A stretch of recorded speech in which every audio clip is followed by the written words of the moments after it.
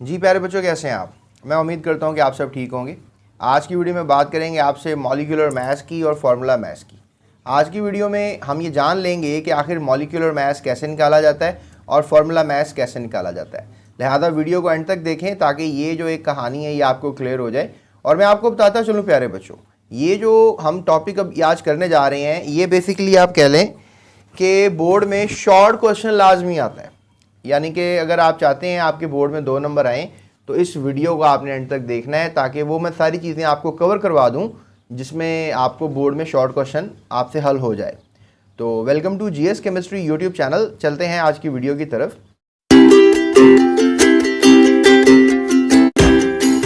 प्यारे बच्चों, formula maths molecular maths ये होता है कि किसी अगर कोवलेंट कंपाउंड का मैथ्स निकालते हैं तो उसको कहते हैं मॉलिक्यूलर मैथ्स। अगर आप किसी आयोनिक कंपाउंड का मैथ्स निकालते हैं, वजन निकालते हैं, उसे हम कहते हैं फार्मूला मैथ्स। तो जैसे आपके सामने अब ये कंपाउंड नज़र आ रहा है HNO3। तो ये HNO3 एक कोवलेंट कंपाउंड है, क्योंकि जैसे मैंने आपको अपने पिछले लेक्चर्स में बताया कि अगर सब नॉन मेटल्स हों तो वो कोवलेंट कंपाउंड होता है। इसमें हाइड्रोजन भी नॉन मेटल है, नाइट्रोजन भी नॉन मेटल है, ऑक्सीजन भी नॉन मेटल है, तो ये कोवलेंट कंपाउंड है, इसीलिए इसका निकलेगा मॉलिक्यूलर मैथ्स। अब लेट्स से दैट हमारे पास एक और कंपाउंड है और इस कंपाउंड का नाम है K2SO4। आपने शायद आज पहली दफ़ा ज़िंदगी में इसका नाम सुना हो। इसका नाम है पोटाशियम सल्फेट। लेकिन आप इसका क्या निकाल रहे हैं? Formula maths. अब इसका आप मॉलिक्यूलर मैथ्स नहीं निकाल रहे। इसकी पीछे वजह यह है क्योंकि ये है आयोनिक कंपाउंड। तो आयोनिक कंपाउंड होने के नाते इस पर अब आप मॉलिक्यूलर मैथ्स का लफ्ज़ इस्तेमाल नहीं कर सकते। हालांकि तरीक़ाकार वही होगा, मेथडोलॉजी वही है, उसमें कोई फ़र्क नहीं है, लेकिन फिर भी आपने निकालना क्या है? Formula maths. अब इसमें आप ये भी सवाल कर सकते हैं, सर इसको मॉलिक्यूल आखिर हम क्यों नहीं कह सकते, ये आयोनिक कंपाउंड कैसे हो गया? तो प्यारे बच्चों, ये पोटाशियम जो है एक मेटल है और फिर सल्फ़र और ऑक्सीजन नॉन मेटल है।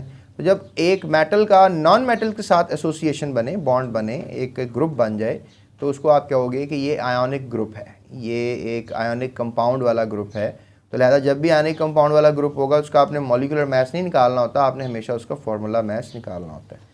जैसे फॉर एग्जांपल हम ये टेस्ट सेल्फ जो मैं अभी आपको आगे जाके करवाऊंगा उसमें आपको रेफरेंस देता हूँ छोटा सा। जैसे ही हाइड्रोजन परऑक्साइड है तो इसका आप मॉलिक्यूलर मैथ्स निकालेंगे। जिस तरह ये मीथेन है, इसका भी आप मॉलिक्यूलर मैथ्स निकालेंगे क्योंकि इसमें दोनों नॉन मेटल्स हैं। अब ये ग्लूकोज है प्यारे बच्चों। अब ग्लूकोज भी कार्बन, हाइड्रोजन, ऑक्सीजन तीनों नॉन मेटल्स हैं, तो इसका भी आप मॉलिक्यूलर मैथ्स निकालेंगे। फिर ये सुक्रोज है, चीनी घरों में आप खाते हैं, तो इसका भी आप निकालेंगे मॉलिक्यूलर मैथ्स। अब देखो बेरियम कार्बोनेट आ गया, तो लिहाजा इसका निकालेंगे आप फार्मूला मैथ्स, क्योंकि बेरियम मेटल है। और जब हम पोटाशियम ब्रोमाइड की बात करेंगे तो पोटाशियम मेटल है, तो लिहाजा इसका भी निकलेगा फार्मूला मैथ्स। पहले बच्चों नीचे हमारे पास एक और कंपाउंड दिया हुआ है, इसका नाम है एसिटिक एसिड। तो एसिटिक एसिड में सब नॉन मेटल्स आपको नज़र आ रहे हैं, तो इसका भी निकलेगा मॉलिक्यूलर मैथ्स।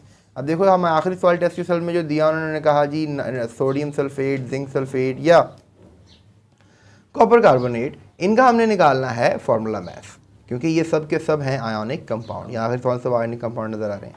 चलें अब हम चलते हैं उस मेथड की तरफ जिससे हम निकाल सकते हैं किसी भी कंपाउंड का मॉलिक्यूलर मैथ्स या फिर फार्मूला मैथ्स।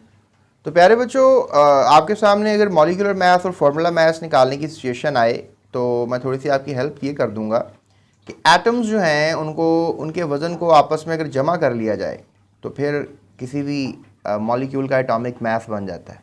आपको पहले ये नॉलेज होना चाहिए कि किसी भी मॉलिक्यूल्स में कितने एटम्स होते हैं। जैसे फॉर एग्जांपल आपको नीचे अब ये क्लोरीन गैस नज़र आ रही है, इसमें 2 एटम्स हैं।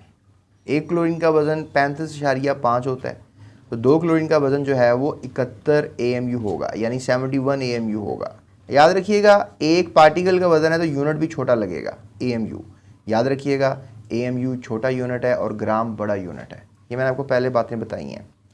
प्यारे बच्चों, इस तरह से अगर आप कहते हैं कि सर पानी का भी मॉलिक्यूलर मैथ्स निकालें तो कैसे निकालेंगे? आपको नज़र आ रहा है पानी में 3 एटम्स हैं, 2 हाइड्रोजन के एटम्स हैं, 1 ऑक्सीजन का एटम है। हाइड्रोजन के एक एटम का वज़न जो है वो 1 ग्राम होता है या 1 AMU होता है, आप छोटे यूनिट की बात करें।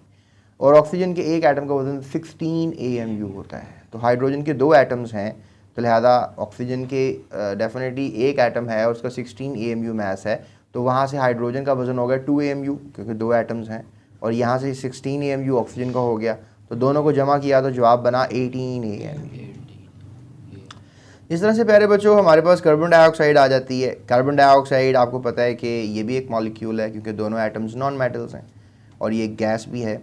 अब इसमें आपको टोटल एटम्स की तादाद पता होनी चाहिए। ये ट्राई एटॉमिक है। इन्होंने पहले आपको कॉन्सेप्ट दे दिया है कि ट्राई एटॉमिक क्या है, बाई एटॉमिक क्या है, टेट्रा एटॉमिक क्या है। तो प्यारे बच्चों जो कार्बन डाइऑक्साइड है ये बेसिकली एक ट्राई एटॉमिक मॉलिक्यूल है।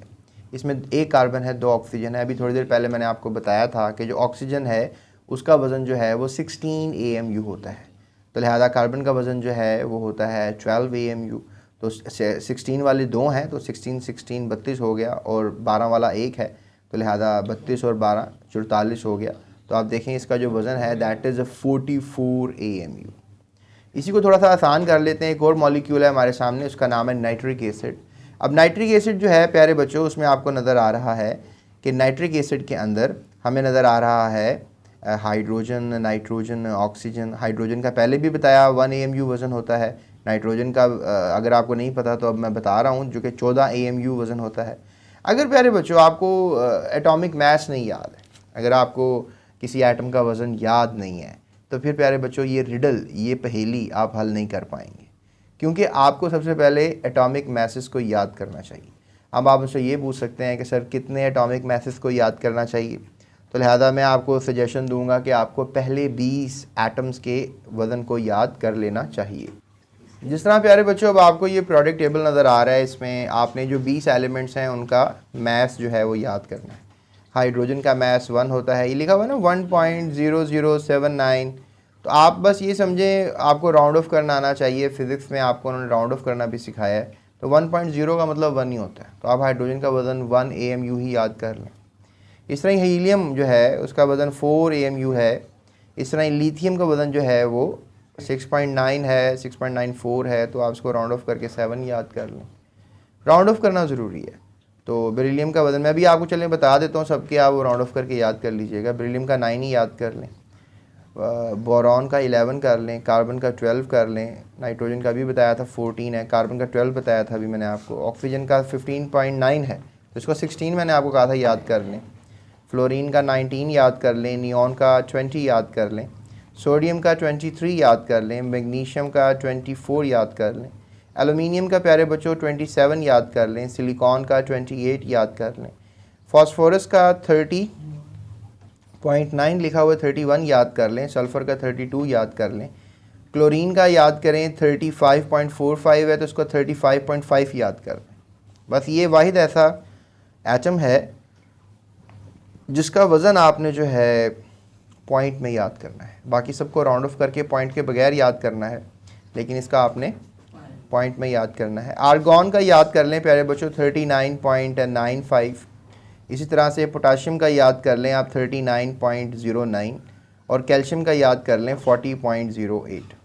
प्यारे बच्चों इस तरह से स्कैंडियम है, टाइटेनियम है, vanadium, chromium, manganese, iron, cobalt, nickel, copper, zinc, gallium, germanium, arsenic, selenium, bromine, krypton, then there is rubidium, strontium, yttrium, zirconium, niobium, molybdenum, technetium और उसके बाद है ruthenium, right, that is rhodium, ruthenium, palladium, silver, cadmium, indium, silver, antimony, tellurium, iodine, xenon, caesium, barium, then there lanthanum, then there is ये वाले elements आ जाते हैं। फिर आगे ये वाले आज बेटा हम जाएंगे तो टोटल हो जाएंगे 118।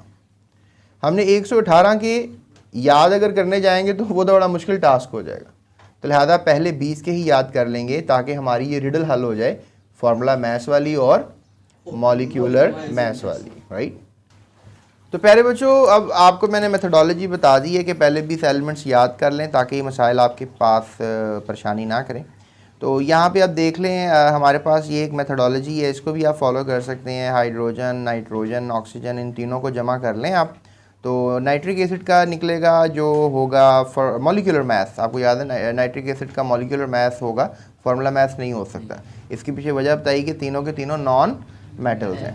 फिर प्यारे बच्चों अगला कॉन्सेप्ट आ जाता है वही जो मैंने आपको बता दिया कि जो आयनिक कंपाउंड्स होते हैं वो 3 डायमेंशनल सॉलिड क्रिस्टल्स बनाते हैं, इसीलिए उनको फार्मूला यूनिट्स में रिप्रेजेंट किया जाता है और इसलिए उनका क्या निकाला जाएगा, फार्मूला मैथ्स। तो तो आप ये देख सकते हैं कि जो मैसेज ऑफ एटम्स होगा जो फार्मूला यूनिट में होते हैं तो वो आप कर सकते हैं। जैसे फॉर एग्जांपल जो सोडियम क्लोराइड है, ये आम घर में खाया जाने वाला नमक है, इसका जो हमारे पास होगा फार्मूला मास वो 58.5 होगा, क्योंकि सोडियम का मैंने अभी थोड़ी देर पहले आपको बताया था 23 होता है वज़न AMU में, और क्लोरीन का भी मैंने बताया था 35.5 होता है। दोनों को जमा कर लें तो प्यारे बच्चों ये बन जाता है 58.5। इस तरह ही एक हमारे पास चूना होता है, चूने को कहते हैं कैल्शियम कार्बोनेट, इसे हम लाइमस्टोन कहते हैं, पीछे टेबल में आपने ये पढ़ा था। तो ये जो लाइमस्टोन है इसका वज़न भी निकालें तो 100 AMU निकलेगा। कैसे निकलेगा? कैल्शियम का 40 होता है, कार्बन का होता है 12 AMU, और जब ऑक्सीजन की बारी आएगी तो ऑक्सीजन एक एटम जो है वो होता है 16, तो फिर 3 एटम जो है तो फिर 16 और 16 20 32 हो जाएंगे, 32 + 16 48 हो जाएंगे।